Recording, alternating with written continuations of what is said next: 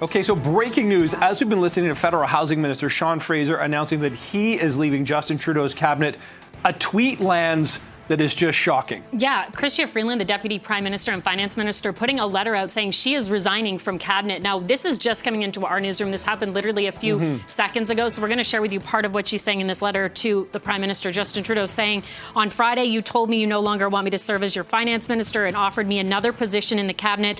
Upon reflection, I have concluded the only honest and viable path is for me to resign from the cabinet. And again, this happening at a time when the Housing Minister, Sean Fraser, was making this announcement in Ottawa. Exactly. The letter also goes on to say, for the past number of weeks, you and I have found ourselves at odds about the best path forward for Canada.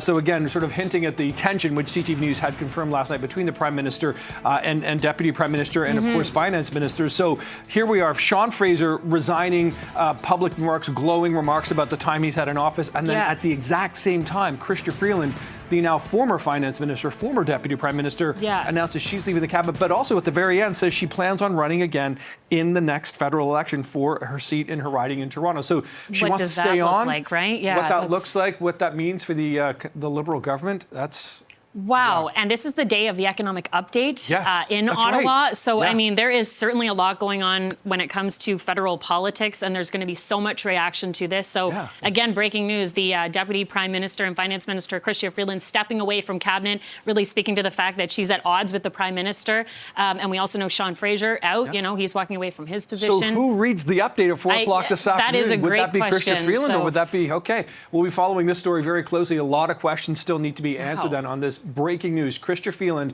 resigns from cabinet. The Sean Fraser, not breaking news. We kind of had a hint that this was happening yesterday.